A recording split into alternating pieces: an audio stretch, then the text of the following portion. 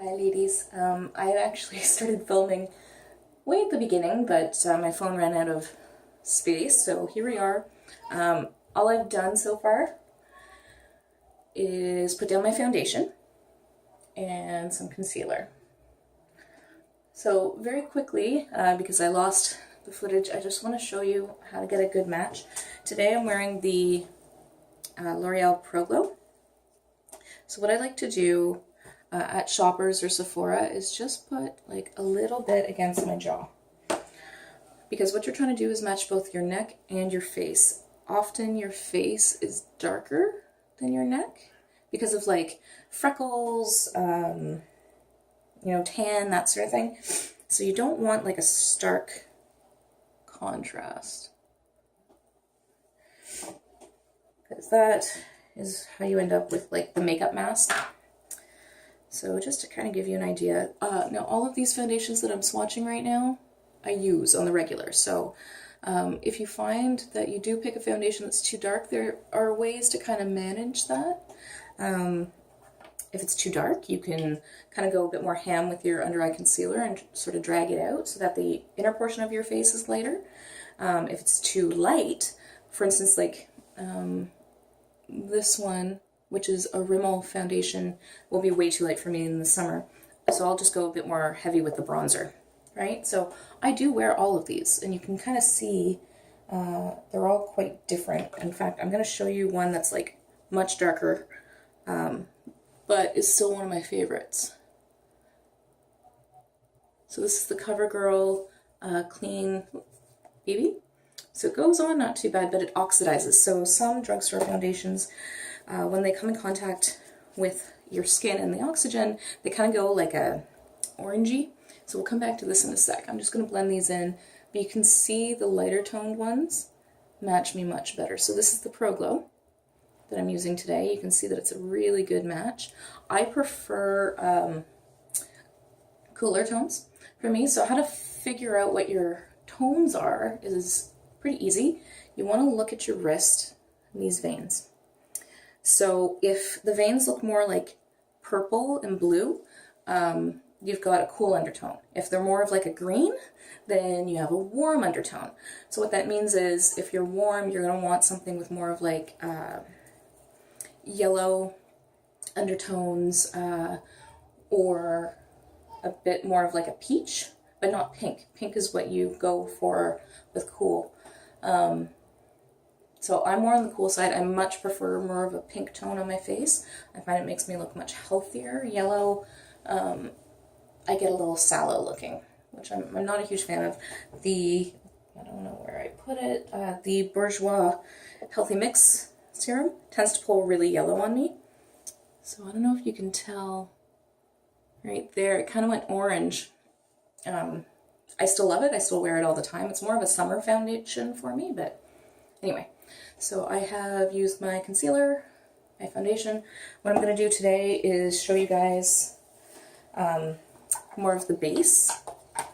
So what I mean by that is once you have like the basics down, sorry, I'm just looking for my brushes. I brought everything up from downstairs from the last time. Once you have your foundation and your concealer down and all of your powder, no, I mean you can skip this step, but I like to do it. That's when you can bronze, contour, blush, and highlight. And for me, that's kind of where the fun happens, because it can literally change the shape of your face. So especially for me, because I am so freaking tired all the time, I like to use those things to kind of make me look healthier, more well-rested. So right now I'm just putting my powder to set everything. Powder also keeps other powder products from sticking to your foundation, especially if you use like an illuminating or hydrating foundation. Sometimes you can end up with some patchiness. Okay, so I'm now going to do bronzer. So I love this one for my pale skin girls. It's the Physicians Formula Butter Bronzer. It does have a scent. It smells like pina coladas. So if you're scent sensitive, keep that in mind. But there are a ton of bronzers out there. The only thing I recommend is not going too orange. I prefer kind of more of a cool tone. So this one, it's kind of more on like the brownie side, which I like. And what you want to do is just think about where the sun sort of naturally hits your face. So for me, I also use this to contain my 5 head because it's gigantic. So I hit sort of the temples, top of the hairline. You just blend. I'm using a fluffy sort of tulip shaped brush. And then sort of the bottom of the cheekbones, but not completely in the hollows. I don't like using bronzer to contour. I think it looks a little too warm and weird, but I do just sort of hit right under the cheekbones just to give a bit of depth. But yeah, because this one is so blendable, I can kind of go a little bit overboard without worrying about looking like an Oompa Loompa. See how that's sort of carved? And then I put it under here to hide my 5 chins. Just kind of makes me look a little bit slimmer. Okay, so right away, this makes me look healthier, like I actually see the daylight occasionally, which I don't. Now contour, typically what I'll do is I'll just take like a concealer that's a couple shades too dark for me, and before I powder at all, I'll put it in here and then blend it out. But another way you can do it, so contour, it's a little bit tricky. You want to pick a color that's not too cold because you don't want it to look like you're sick, but not too warm either. So I actually use a NYX blush called Taupe. So it's a really nice sort of in the middle shade. And then I take an angled brush, if I can find one. And then I'll just use this one. This is a e.l.f. complexion brush. It'll do. And I tap. I don't go heavy. And this is, I mean, really, I don't do this unless it's like a fancy night out. But you kind of want it anywhere that you want to recede. So because I'm self-conscious about my forehead, I like to do it on the perimeter of my forehead to make it look a little bit smaller.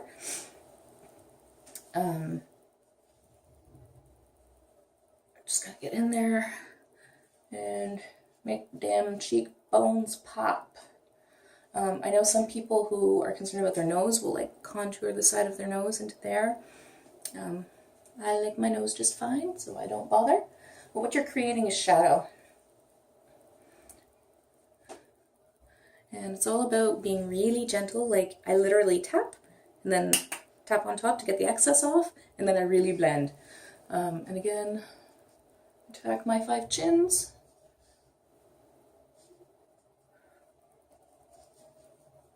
And blend down. And that's it, really. I mean, for contour, that's as far as I like to go. Some people go crazy, not me. And then for blush, there are a ton of great blushes at the drugstore. One of my favorites is actually in this little kit by Rimmel. So it has a blush, a bronzer, and a highlight.